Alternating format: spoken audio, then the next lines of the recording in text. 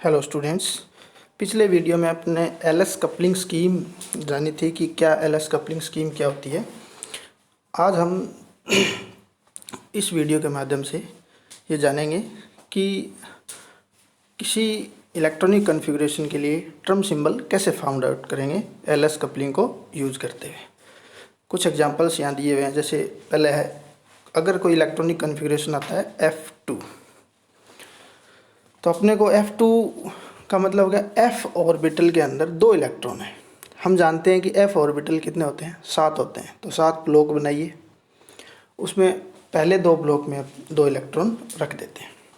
हम जानते हैं कि पहले इलेक्ट्रॉन के लिए S की वैल्यू +½ दूसरे के लिए भी +½ कुल कितनी हो गई 1। तो रिजल्टेंट S आ गया अपना 1। अब हम L की वैल्यू कैलकुलेट करते हैं। हम जानते हैं कि F सब सेल जो होता है उसमें L की वैल्यू +3, +2, +1, 0, -1, -2, -3 इस तरह से 7 वैल्यूज़ होती हैं। तो जब हम पहले की बात करें तो अपने को रिजल्टेंट L की वैल्यू जो मैक्सिमम वाली यूज़ करनी है। तो मैक्सिमम कहाँ से शुरू होगी, पहला इलेक्ट्रॉन +3 में भर देंगे, दूसरा +2 वाले में भर देंगे। तो 3 और 2 कितनी होगी, L की वैल्यू 5 होगी। अब देखो L की वैल्यू 5, जब L की वैल्यू 5 होती है तो सिंबल क्या बनेगा। 0 में क्या बनता है S, 1 में L की वैल्यू 1 होगी तो P, 2 होगी तो D, 3 होगी तो F, 4 होगी तो G, 5 होगी तो H। तो ट्रम बन गई अपनी H। अब स्पिन मल्टीप्लिसिटी की वैल्यू कहाँ से आती है, S से। तो 2S + 1, S की वैल्यू है 1, तो 2 × 1 + 1 = 3। तो इसकी ट्रम बन गई 3H। अभी तक हमने जो निकाला है ये J वैल्यू को इंक्लूड नहीं किया है, एक्सक्लूडिंग J वैल्यू है। एक और एग्जांपल लेते हैं हम ऑक्सीजन का एग्जांपल लेते हैं। ऑक्सीजन का इलेक्ट्रॉनिक कॉन्फ़िगरेशन हमसे पूछे 1s2, 2s2, 2p4। तो अब अपने को क्या देखना है, यहाँ पे 1s2 और 2s2 दोनों फुली फिल्ड है, तो इनके लिए ख़त्म हो गया, SL की वैल्यू अपने आप 0 हो जाएगी। तो इनको इंक्लूड ही नहीं करना। अपने को अंतिम जो इलेक्ट्रॉन बचते हैं उन पे ध्यान देना है, यानी 2p4, यानी ये p4 का केस हो गया। अब p4 में p ऑर्बिटल 3 ऑर्बिटल बनाइए। 3 ऑर्बिटल में अपने को 4 इलेक्ट्रॉन बनने हैं। पहला भर दिया, दूसरा भर दिया, तीसरा भर दिया। अब चौथा इलेक्ट्रॉन युग्मित करवाना पड़ेगा। अब S की वैल्यूज़ देखिए, पहले एक कक्षक के अंदर 2 इलेक्ट्रॉन है, यानी युग्मित हो गए। तो एक का +½ है तो दूसरे का -½ है, वो तो कैंसिल आउट हो गए। अब 2 इलेक्ट्रॉन बचे, दोनों को हम मान लेते हैं कि वो +½ वाले हैं। तो S की वैल्यू हो गई अपनी +½ और +½ मिला के 1। अब L की वैल्यूज़, पहले ऑर्बिटल के अंदर 2 इलेक्ट्रॉन है, उसका L की वैल्यू हम मानते हैं +1। फिर दूसरे में 1 इलेक्ट्रॉन है, उसकी 0 है। फिर तीसरे में -1। हम क्या करते हैं, -1, 0, +1 ये मानते हैं। +1 वाले में 2 है, यानी L की वैल्यू मैक्सिमम रखनी है। अपने को ऐसा इलेक्ट्रॉनिक कॉन्फ़िगरेशन लिखना है जिससे L की और S की वैल्यू मैक्सिमम रहे। तो +2 हो गया। फिर 0 वाला जोड़ो ना जोड़ो कोई फ़र्क नहीं पड़ता। फिर एक -1 है, यानी 2 - 1, 2 - 1 कितना आ गया 1, यानी L की वैल्यू भी 1 हो गई। अब L की वैल्यू 1 होती है तो ट्रम बनती है P। अब S की वैल्यू 1 है तो स्पिन मल्टीप्लिसिटी कितनी होगी, 2S + 1 से 3। तो इसके लिए ट्रम बन गई 3P। ठीक इसी प्रकार आप क्रोमियम के लिए, टाइटेनियम +3 के लिए, किसी के लिए भी कैलकुलेट कर सकते हो। अब हम P4 वाला एग्जाम्पल पुनः लेते हैं और उसमें ये देखते हैं कि इसको J वैल्यू के साथ अगर ट्रम सिंबल लिखना हो तो कैसे लिखेंगे। वैसे ही हम कैलकुलेट करेंगे, S की वैल्यू 1 आएगी जो ऐसे अभी किया था। फिर L की वैल्यू भी 1 आएगी। फिर J पॉसिबल, जैसा कि मैंने पहले बताया था कि J पॉसिबल की वैल्यू होगी L + S से लेकर L - S तक। अब L + S देखो, L और S दोनों की वैल्यू 1 1 है, दोनों को जोड़ेंगे तो 2 आएगा। फिर 2 में से 1 कम करो 1, फिर 1 कम करो 0। अब L - 1 की वैल्यू देखो, 1 - 1 क्या है 0, यहाँ तक ही चलना है अपने को।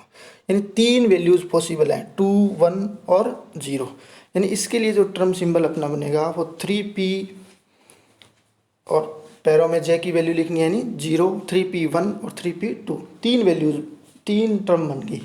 अब इनमें से सबसे कम एनर्जी की कौन सी है वो छांटनी है, जिसको हम कहते हैं ground state term. Ground state term निकालने के लिए जे पॉसिबल 3 है, यानी जे वैलिड, तीन वैल्यूज वैलिड है। ग्राउंड स्टेट टर्म निकालने के लिए हम क्या देखेंगे कि इलेक्ट्रॉनिक कन्फिग्रेशन देखेंगे, लेस देन हाफ फील्ड है या मोर देन हाफ फील्ड है या हाफ फील्ड है। अगर लेस देन हाफ फील्ड होता है तो हम L माइनस एस वाली वैल्यू यूज़ करते हैं। अगर मोर देन हाफ फील्ड होता है तो L प्लस एस की वैल्यू यूज़ करते हैं, और हाफ फील्ड होता है तो हम L की वैल्यू यूज़ करते हैं, यानी L बराबर 1 था तो 1 यूज़ करते हैं। तो अब ये P4, P के अंदर 6 इलेक्ट्रॉन आ सकते हैं, तो हाफ फील्ड का मतलब 3 इलेक्ट्रॉन, आधा भरता तो 3 इलेक्ट्रॉन आते, 3 से ज़्यादा यानी 4 इलेक्ट्रॉन है, तो ये हो गया मोर देन हाफ फील्ड, आधे से ज़्यादा भरा हुआ। तो यहाँ पे L प्लस एस वाली वैल्यू यूज़ करनी है, यानी J की वैल्यू कौन सी यूज़ करनी है, J बराबर 2 वाली। तो इसके लिए ग्राउंड स्टेट टर्म सिंबल बनेगा 3p2। ठीक, ऐसे ही एक एग्जांपल जैसे हम देखें कि कई बार ऐसे दे देते हैं अपने को कि Fe6 4 माइनस, ये दे दिया, तो यानी अपने को यहाँ किसका निकालना है, मेटल का। कौन सी मेटल है इसमें, आयरन। कौन सी ऑक्सीडेशन स्टेट में है, +2 में। अब +2 के हिसाब से इसका इलेक्ट्रॉनिक कन्फिग्रेशन लिख लिया, 3d6 4s0। 3d6 में अपने इलेक्ट्रॉन भर दिए। अब साइनाइड क्या है, स्ट्रॉन्ग लिगेंड है, तो ये T2G और EG में स्प्लिट होगा, तो नीचे वाले तीनों ऑर्बिटल्स के अंदर 6 इलेक्ट्रॉन आ जाएंगे। तो S की वैल्यू तो होगी 0, क्योंकि सारे के सारे युग्मित है, plus half minus half plus half minus half सब योग करोगे 0 आ जाएगा। L की वैल्यूज़ होगी, पहले में +2 वाले 2 हैं 4, और फिर 2 +1 वाले हैं 6, और फिर 0 वाला है तो 6 + 0 0, 6 ही होगा। तो L की वैल्यू आ गई 6। L की वैल्यू 6 है तो उसके लिए सिंबल बनेगा I, और S की वैल्यू 0 है तो 2s + 1 करेंगे, तो 2 × 0 + 1 यानी 1, तो स्पिन मल्टीप्लिसिटी आ गई 1, तो 1I, इतना तो आ गया। अब अपने को J की वैल्यूज़ देखनी है। J की वैल्यू यहाँ L प्लस एस से लेकर L माइनस एस तक बहुत सारी वैल्यूज़ पॉसिबल होंगी, जिनमें से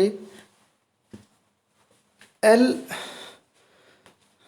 जो 6 वाली है, यानी मोर देन हाफ फील्ड है D6, तो L प्लस एस वाली वैल्यू जो है वो ग्राउंड स्टेट टर्म सिंबल की वैल्यू होगी। अब अपने को अगला क्वेश्चन और तरीके से पूछा जा सकता है कि which electronic state is to be expected of lowest energy in D2 electronic configuration. D2 electronic configuration में लोवेस्ट एनर्जी की टर्म कौन सी बनती है। तो D2 इलेक्ट्रॉनिक कन्फिग्रेशन के अंदर L बराबर 3 वाली स्टेट जो है वो लोवेस्ट एनर्जी की बनेगी, यानी दोनों इलेक्ट्रॉन अगर आप +2 वाले में भर दोगे तो स्पिन मल्टीप्लिसिटी कम हो जाएगी। पहले अपने को स्पिन मल्टीप्लिसिटी मैक्सिमम रखनी है, फिर L की वैल्यू मैक्सिमम रखनी है, इसलिए L बराबर 3 वाला आंसर सही होगा। अगला क्वेश्चन आपसे पूछा गया है कि identify the ground state term for each of the following. Ground state term बतानी है। पहला है जैसे 1p 3p 3f और 1g, इनमें से आपसे पूछा गया है। तो सबसे पहले अपने को चेक करना है कि स्पिन मल्टीप्लिसिटी जिसकी हाईएस्ट है वो कम से कम एनर्जी की होगी, वही ग्राउंड स्टेट होगी। तो स्पिन मल्टीप्लिसिटी यहाँ 2 प्रकार की है, p और g वाली टर्म के तो 1 1 है, f और p वाली के 3 3 है, तो इसका मतलब 3 वाली हम चूज करें। अब 3 वाली 2 आ गई, तो अब अपने को अगला स्टेप क्या करना है कि L की वैल्यू चेक करनी है। अब L की वैल्यू देखो, P टर्म है और एक F टर्म है, तो F टर्म L की वैल्यू ज़्यादा होती है तो ही आती है, तो यानी 3F यहाँ पे सबसे लोवेस्ट एनर्जी की होगी, यानी ग्राउंड स्टेट होगी। ऐसा ही नीचे 2 एग्जाम्पल और दिए गए हैं, उनमें ठीक यही देखना है। दूसरे एग्जाम्पल में तो स्पिन मल्टीप्लिसिटी से सीधा ही हो जाएगा क्योंकि 5 एक में ही है। तीसरे में भी 6 स्पिन मल्टीप्लिसिटी सिर्फ एक में ही है। तो पहले स्पिन मल्टीप्लिसिटी चेक करनी है, फिर L की वैल्यू चेक करनी है। आज के लिए इतना ही।